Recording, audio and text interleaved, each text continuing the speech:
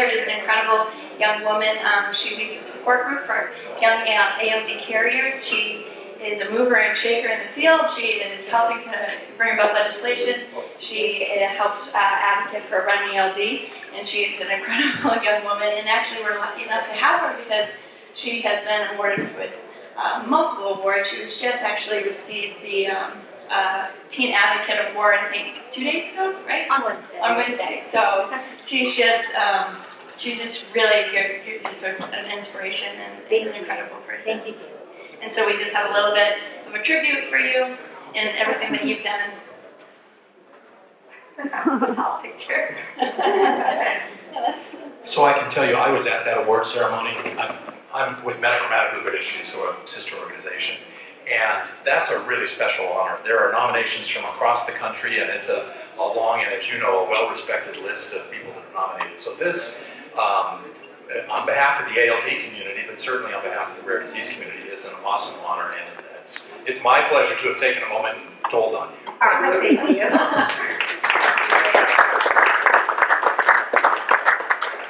So I'll finally be quiet and let Taylor get going. Alright, so hello everyone. My name is Taylor Kane, and as Kaylee mentioned, I will be speaking about my experience as a young ALD carrier and about some insights that I've gained and research that I've done in connection with a support group I started called YAC, which obviously stands for Young ALD Carriers.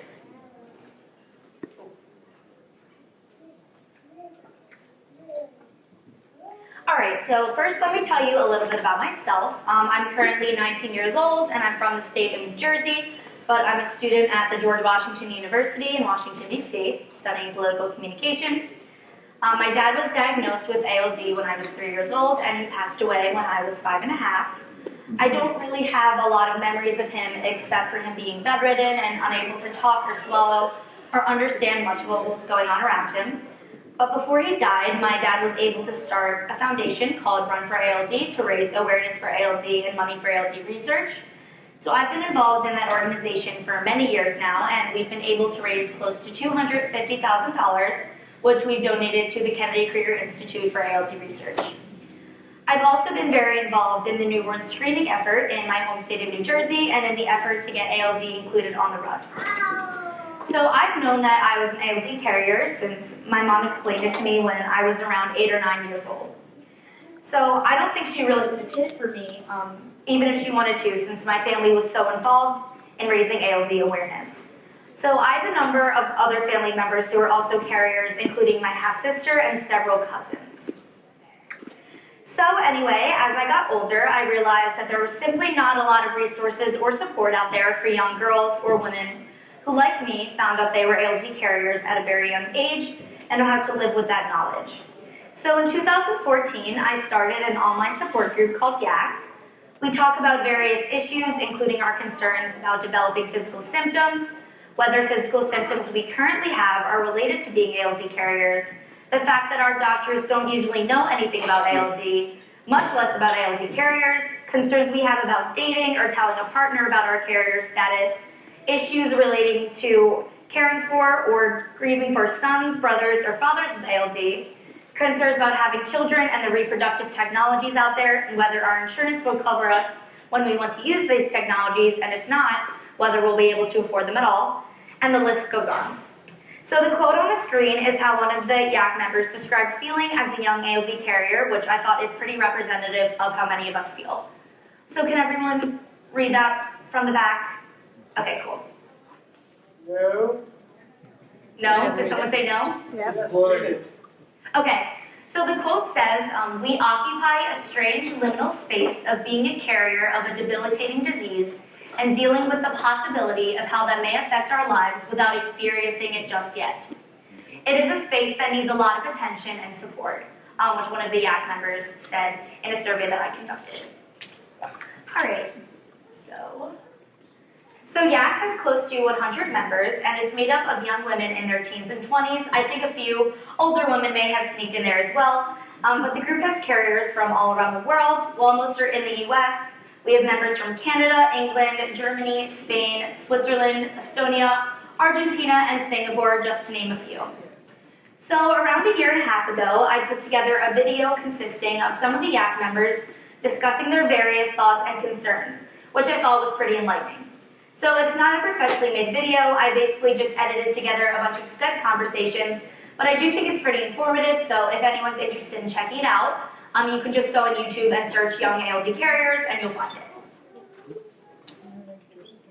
So with more and more states starting to screen newborns for ALD, more and more female carriers will be identified, which obviously makes these issues particularly relevant now. So unlike in the past, when carriers only found out after having a father or brother diagnosed with ALD, or they had a son with ALD, a girl's carrier status will be known by at least her parents at the time she's born. So obviously parents will have a number of questions, such as, is there anything I can do to prevent my daughter from developing physical symptoms? At what age should I tell my daughter she's a carrier? What should I tell her? How will this knowledge affect her emotionally? Should I start a savings fund now so that she can afford IVF with pre-implantation genetic diagnosis if she wants to have children? So given all of these and other questions, I thought it might help to let the medical community and that other ALD advocates and families know what young ALD carriers themselves actually feel about these issues. So I sent out a survey which allowed YAC members to respond anonymously and asked about a variety of issues.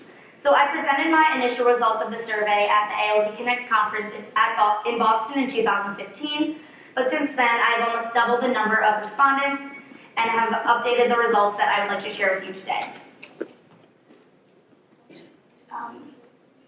All right, so the first slide depicts the ages at which the respondents found out they were ALD carriers. So in response to this question, 62% of respondents indicated that they found out they were ALD carriers before the age of 18 as a result of male relatives, including brothers, fathers, and uncles being diagnosed with ALD. 19% of the respondents found out before age 13, also as a result of diagnosis of male family members.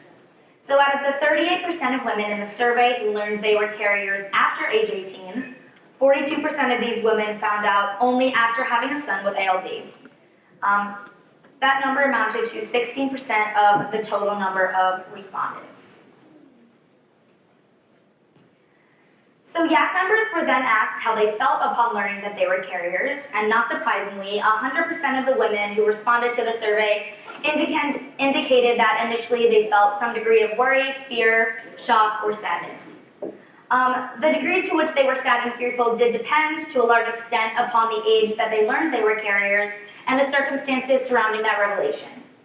So for the most part, the women who learned they were carriers only after having a son who was diagnosed as having ALD described themselves as being particularly sad, devastated, and guilty, while women who found out at the youngest ages were generally the least sad or worried, most likely because they could not totally comprehend what being a carrier meant and because they thought it would be something that wouldn't affect them for a very long time. So when these same women were asked how they felt now about being a carrier, after having presumably spoken with doctors or other carriers, or both, and having learned more about ALD, the vast majority of them expressed that they feel better, stating things like they were less fearful, somewhat reassured, or better and will deal with it in the best way possible. However, most said they were still worried about developing symptoms. Those who had affected sons were the only ones who indicated that they did not feel much better and still expressed anxiety and depression over their carrier status. There were other respondents who didn't quite fit in with the rest. One person really looked on the bright side and indicated that she felt hopeful and fortunate because of modern medical options. Another said she felt deceived because her parents had told her that only men and boys could get symptoms. So group members were asked what age they believe, based on their personal experience, is optimal for a girl to be told that she is an ALD carrier. And as you can see, 100% of the respondents felt that girls should be told before age 18. The group was pretty much split as to the exact age a girl should be told. 28% said girls should be told as preteens, which was defined under age 13. 33% said they should be formed as mid-teens between the ages of 13 and 15. And 39% said the best age was to tell in the late teens between the ages of 16 and 18. So a number of respondents did also mention that their options might vary upon particular circumstances, such as if a girl was extremely mature at a young age or less mature at an older age.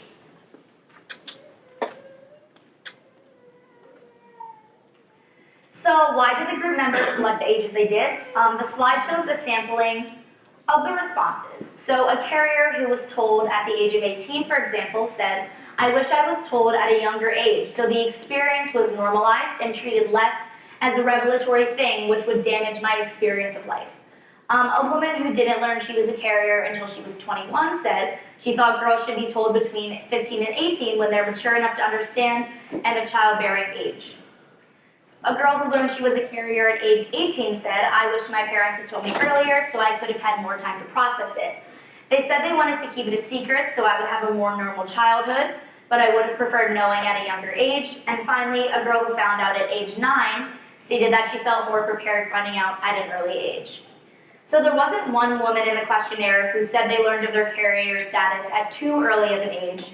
Either carriers were satisfied with the age they found out or they wished they had found out earlier.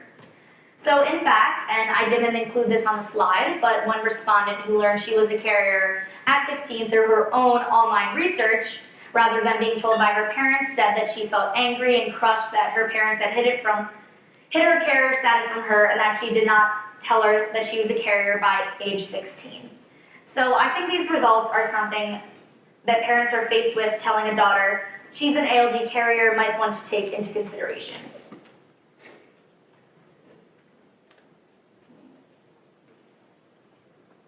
Oh, okay. So when my dad was first diagnosed with ALD more than 15 years ago, my mom was told that there was nothing to worry about as far as I was concerned, that ALD carriers don't get any symptoms. But now we obviously know that that's not true.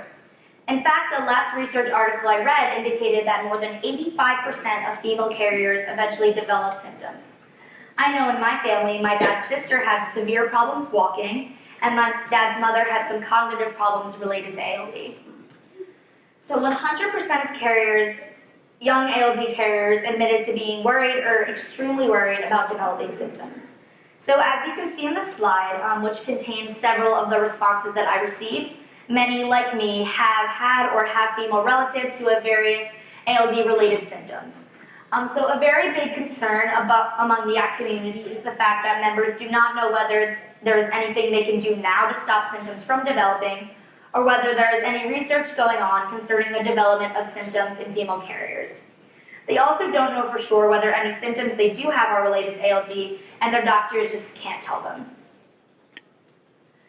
So when asked whether they believe that they currently have any physical symptoms of ALD, 55% of young ALD carriers, mostly in their teens and 20s, said yes.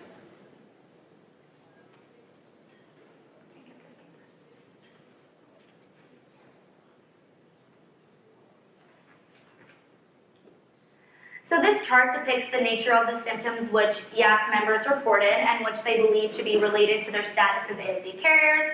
So as you can see, 18% of respondents have clumsiness, which they believe is related to ALD.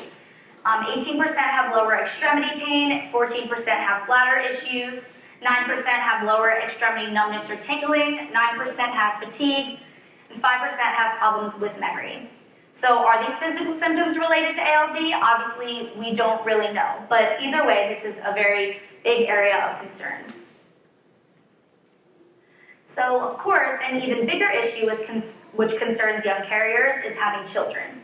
So most group members have definite opinions when it comes to reproductive options, and as you can see, the overwhelming majority, 76%, have had or plan to have IVF with PGD. 12% said they are leaning against having children at all because of the complications involved with possibly having a child with ALD. 6% chose CBS testing, and another 6% didn't use any of these technologies.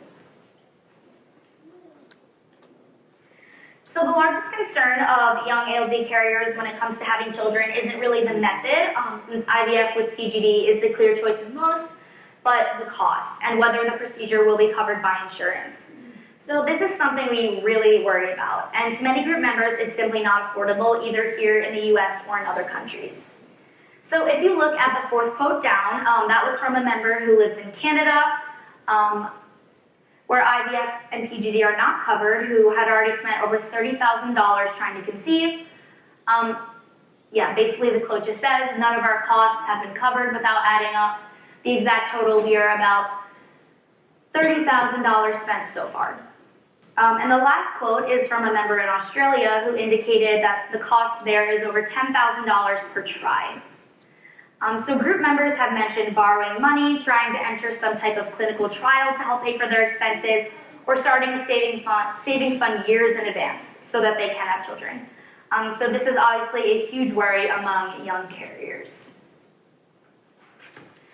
As far as access to information, carriers were asked whether they felt they had sufficient access to medical information, and studies about ALD and ALD carriers. And as you can see, 64% said no, while 36% felt that they did have sufficient access to information. So there are some these are some representative comments from group members about sufficient access to medical information. So I'll just go down the line and read them. The first comment says, here in Australia, we have very few doctors well acquainted with ALD, but we have just started working with a professor in Sydney, 3 hours away. The next member said, no, not at all, and it's frustrating. Most doctors look at me blankly when they have no idea what ALD is. Quote 3 says, no, we have no access in Georgia. I get my information in the ALD group on Facebook, and lots of research online from Kennedy Krieger. And the fourth quote says, where I live in Texas, I definitely do not have access to the most informed doctors. I've done a lot of internet research, but have found that not all the sources are very reliable, and some of the people who post things are not well informed. So generally, unless the respondents lived in major cities with hospitals which specialize in ALD, they are pretty limited as far as actually seeing informed doctors and got most of their information from the internet.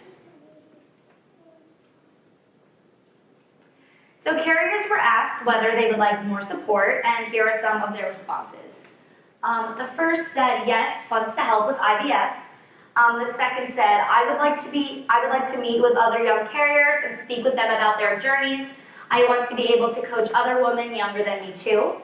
And the third said, there needs to be emotional support for carriers in their parenthood journey, as it is a very difficult journey to traverse. Many people can be judgmental and make a person feel as though they are not doing the right thing and ultimately question themselves and what they believe in. I have run into many carriers who do not have the support of medical professionals, who tell them that their symptoms are not part of ALD, that women cannot have symptoms from ALD, or dismiss their ALD-related concerns altogether. From experience, I can say that it's very difficult to find a neurologist familiar with ALD when it comes to female carriers. The next said, absolutely need more info, especially preventative strategies for symptoms. The next said, carriers should be educated about their options and start saving at an early age so that they are able to take the route that they choose for their plans on starting a family. The next said, my doctors in Australia have stated to me that they think it's wrong, that people with deadly genetic diseases don't have access to affordable options. And the last quote says, I would like to see more emotional and medical support. Most doctors have no idea what ALD is, and I feel like I need more answers instead of just blowing my symptoms off. So for the next question, the survey asked, do you find that belonging to a social media group like YAC is beneficial? This is another question where 100% of the respondents said yes, and I've included a few of the representative responses, which I'll read to you now. The first said, yes, unity across the globe, feel connected. The second said, yes, I don't feel alone anymore. The third said, yes, it allows for new ideas to be brought up and other ideas expanded upon. It is support for people who may not have the ability to connect with another ALD carrier. The next says, yes, emotional, informational. And the last says, yes, finding this group was awesome. It made me realize I wasn't alone. Okay, so in closing, on behalf of myself and other ALD carriers, I'd like to thank you all for being here and listening to our concerns. So if you would like to join YAC or know someone who could benefit by joining, you can reach us on Facebook, on the Run for ALD website, or my Remember the Girls website, or by email. Remember the Girls, I'm in the process of developing a nonprofit that's expanding carrier concerns from just ALD carriers to all carriers of X-linked recessive genetic disorders, because I found through my connections that a lot of the problems that ALD carriers face are very similar to the problems of other carriers for X-linked genetic disorders. So I'm in the process of creating Remember the Girls, which is a nonprofit to raise awareness and just have more carrier voices in the public sphere. So, thank you.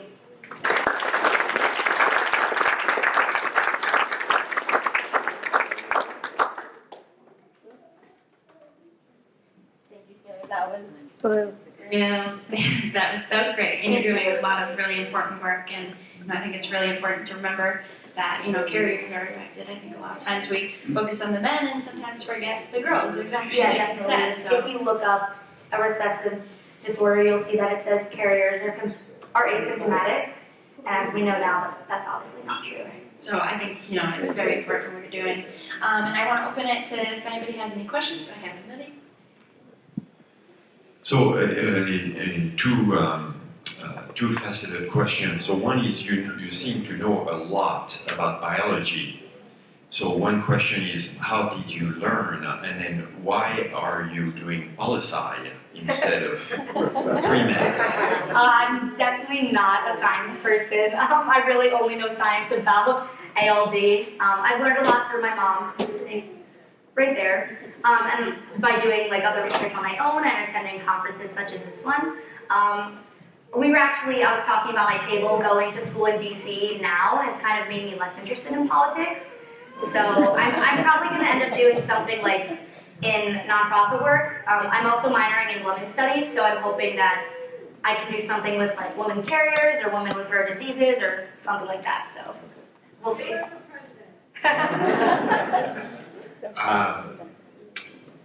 I'm curious how, in your experience and from what you've learned through it, how you deliver the information to a young woman.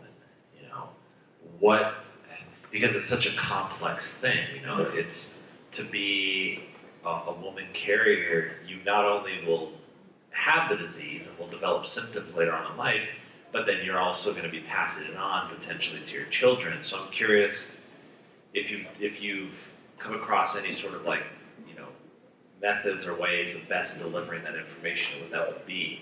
Do you say, daughter, you have a disease, how do you deliver that information? Yeah, so a few moms have contacted me through Facebook or through the Remember the Girls website or Run for ALD website about how to tell their daughters. And first off, I think it's very situational. Like I mentioned, that some respondents indicated that you could tell a girl younger if she was very mature or if she was very open to talking about it. In my situation, ALD was all around me. My dad's twin brother had it as well. My cousins are carriers, so it was really easy for me to understand just because I could see other carriers in my family. But as for telling a daughter that she's a carrier, that's something that we're still trying to figure out the best method to do it through YAC and through Remember the Girls. However, as a lot of the respondents indicated, they find that it's better to tell them early. Yeah. I found that finding out at age 8 and 9, it's been a lot easier for me to adjust to the knowledge that if I have children, will have to do IVF or PGD. Now that I've been thinking about it for over 10 years, it seems a lot less scary to me because I've had it in the back of my mind for all this time. And about developing symptoms too. It's just so much better for me at least, and for other carriers knowing earlier, just because they are able to prepare themselves. I think I'm hoping that every young ALD carrier will join YAC just so she can see that she's not alone, and that we're all worrying about the same things. We all don't have a lot of answers, but we're all trying to raise awareness and find these answers together. Question? First off, congratulations, you're a super person, you've got a lot of good head on your shoulders. Secondly, I'd like to ask,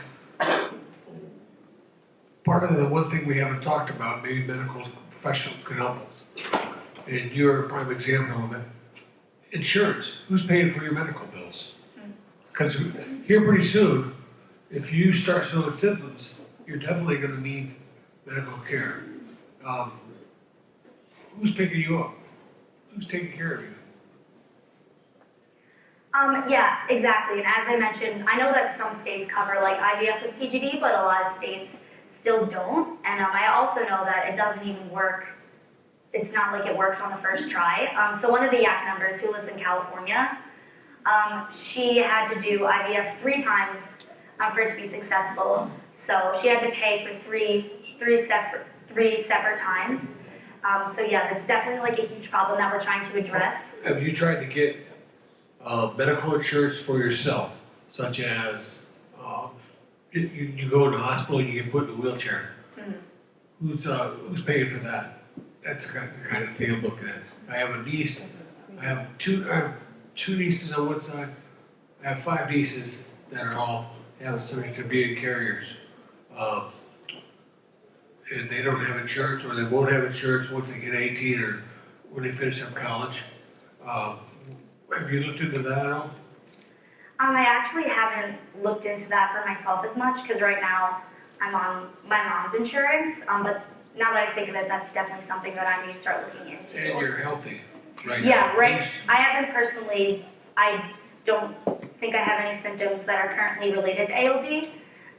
So I guess that's why I haven't exactly thought about my own insurance as much, but that's definitely something that I need to start thinking about. Help me out, doctor. Is there any professionals know the answer to that question? Just like anybody else, right? Yeah. It varies widely from state to state.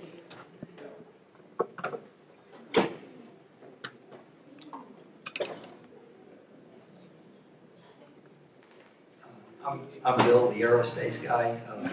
I understand IVF, or I know what it means anyway, but I don't know what PGD means. What's that? I'm not sure what the acronym stands for. Do you know? Yeah. Okay, someone else knows. I'm a genetic counselor. Oh, okay, Prenatal awesome. genetics for a long time. So PGD stands for pre-implantation genetic diagnosis. So it's the process you go through IVF, you collect eggs, and you get a sample of sperm. Fertilization takes place in a laboratory. And then you can say you have a number of embryos. They can test those embryos in the very early stages of cell development and determine which embryos carry the gene that you're looking for, and then select an embryo that doesn't carry what whatever change is there, and then use that embryo for that pregnancy for the woman. So it's a part, you have to go through IVF, and then the testing is kind of separate. And then they implant it. Thank you. Okay. Is there someone who's going to give like maybe a 5-minute talk on that in this conference? I think It's not our talk. it's important to remember that the PGD is what you're getting at because it's the genetic part of the disorder. Most of the women, I'm presuming, are fertile, and so the IVF and the struggles with IVF are much lower than someone you might know that's just having trouble getting pregnant and been dealing with that for years and years and years. So that's something you probably need to do a little teaching on as well. So obviously the support group that you created is a wonderful emotional support for women, for young girls. I'm curious, it sounded like a lot of them wanted more emotional support. What does that look like in your mind? What are they wanting? What does that look like? Okay, so one thing that's special about YAC is even though it is a Facebook group, like there's a ton of ALD Carriers Facebook groups, but on YAC, we have conference calls and we're in the process of developing Skype calls, which I think a lot of members said that would be really helpful, being able to see other carriers face to face, rather than just like hearing them over the phone or just seeing their posts on Facebook. As for the support goes in their own personal lives, as I mentioned, a lot of them said doctors in their area have no idea what ALD is, and it's really like discomforting looking up things online but not being able to have solid answers. So I think that's where a lot of women turn and get the most of the emotional support from YAC and from other groups on Facebook.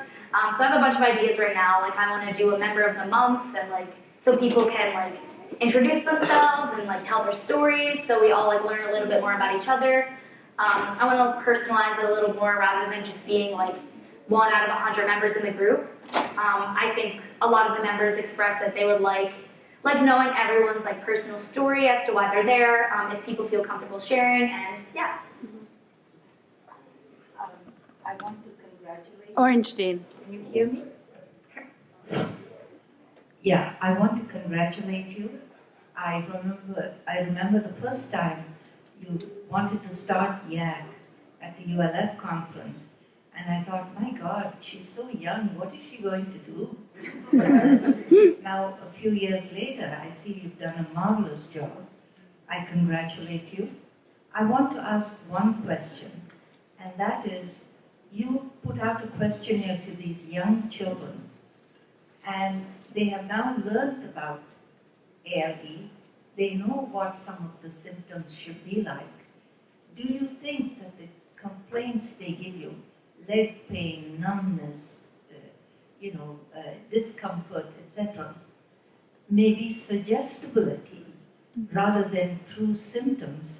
Because what is going to happen is they are going to hit doctors, and then they may want to treat pain, and that's how we run into trouble. And I wonder how you can avoid something like what's in the mind versus what is real. Yeah, definitely. So basically you're saying like if these women go and they express like leg pain and they think it's related to ALD, it'll kind of get pushed off as like being an in their mind type of thing? Or Not placebo. sorry, what? The other way around. That is, They start to think that they have leg pain because they know other carriers have it. Right. Oh, okay, yeah. I mean, and then they go to doctors, and the doctors will say, okay, you have leg pain, I'm going to give you pain medicine. Oh, okay, yeah. Then it builds up. Yeah, I think that's definitely a problem. I feel like that probably spans across so many different diseases, just like knowing that you could have all these symptoms and you're not sure. But I think like the biggest thing that would help solve that is like more medical research on like actual what the symptoms actually are, instead of just people assuming, this could be related, like we need more actual like medical research on what the symptoms are. I've never heard anyone in my group express that they started, what you're saying, they saw other women have these and they started to think that they had them as well. I haven't run into that exact like occurrence, but I can definitely see that happening, and that's definitely like a problem that young ALD carriers will definitely like have to face once the time comes for the group. Hi, Taylor. I was wondering on your website, do you give a link for where to go for getting carrier testing and what to do for anybody that's interested? I'm sure that they already have when they find your site, because I'd like to share something with everybody here. Yeah. Oh yeah, so on the YAG page, people specifically asking like what they can do about testing, that's something that we've all talked about. However, we do basically, yeah. All right. I have been obviously in the database since 2003 with my son. Myself was tested, and my mother and sister, they're in Ireland, and they had been tested. So we were in there, and my younger son that went through a transplant was being tested. So all our stuff went to Kennedy Krieger. Our daughter, 15, had leukemia. It was 6 weeks after her brother passed away from ALD. I could sit here and talk all day about the problem we had. But anyway, she's 11 years in remission now, doing wonderful. Back then, we didn't have her tested. There was no reason. It was traumatic enough what she was going through. And now that she's older, she went for testing recently. And the neurologist ordered the test, and I told her to make sure, send it to Kennedy Krieger and get it, and everything done there. The lab that worked with the neurologist did not send it to Kennedy Krieger. I don't know what they did, but they looked up and sent her a bill for $1,400 and told her the test was inconclusive. I'm like, inconclusive? I mean, my whole family is on the database. You can't, so I would not like to hear somebody get a result like that, inconclusive. I mean, I knew that she either was or she was not with all the data, my DNA testing and my family's DNA testing. We since sent it to Kennedy Krieger, and yes, she is a carrier and she is on your site. But I think that is a pretty horrific thing to happen, to get it back and say she's inconclusive when she was a carrier. Just Yeah. an FYI for everyone.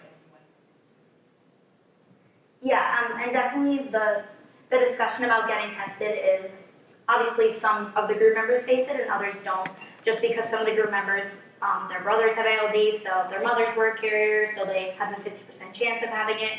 And then some of the other members like me, their fathers had it, so then they already know they're carriers. So that's not as big of a discussion in the group, but I think it definitely needs to expand that conversation. But yeah, that's so upsetting to hear that. I mean, I don't know too much about the medical side of like testing, but yeah, it's terrible.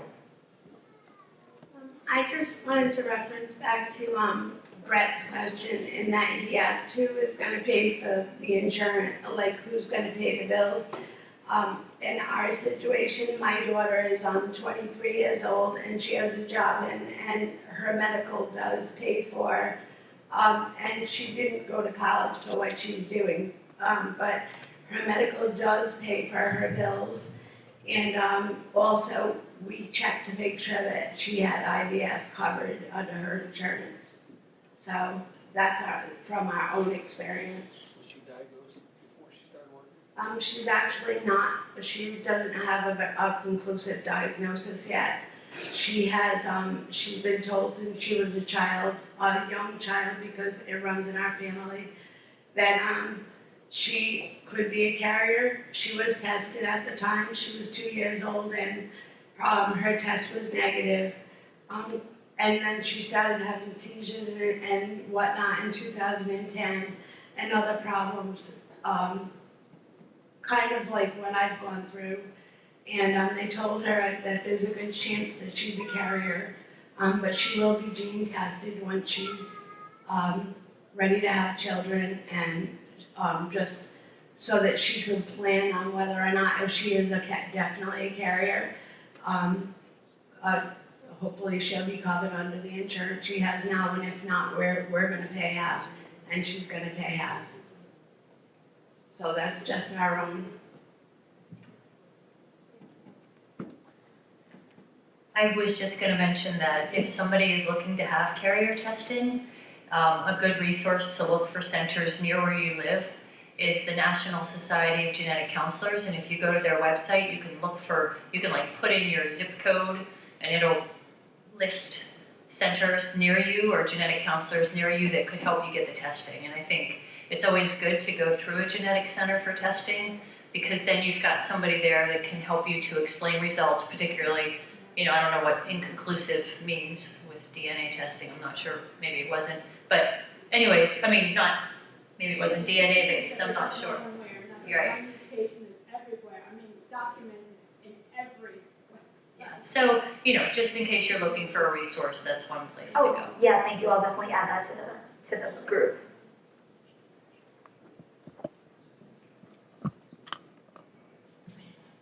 So my daughter is watching live, and she messaged me on my iPhone and said, make sure you tell everyone about the medical letter of necessity to insurance companies to cover IVF with PGD. So if I remember right, she's 35 and she has a 4-year-old daughter, and when she decided to have children, she had to get the silo for birth and that piece of the insurance, and the silo for IVF to talk to one another. And in the end, I think she had to get what's called a medical letter of necessity to get insurance to pay for her IVF. Mm-hmm. Am I getting that right, Deb? Mm-hmm. Okay. So she kept getting bills for like $10,000, $15,000, and we would say, don't worry about it. They'll eventually talk to each other and get it straight. And I think from the Kennedy Krieger, I believe it was the Kennedy Krieger folks gave her a medical letter of necessity and insurance covered. Okay, that's good to know. Dean just actually told me that there is a really great video on PGD, so we'll send out a link to that if anyone's interested after the conference. So thank you so much, Taylor. That was truly incredible and really important.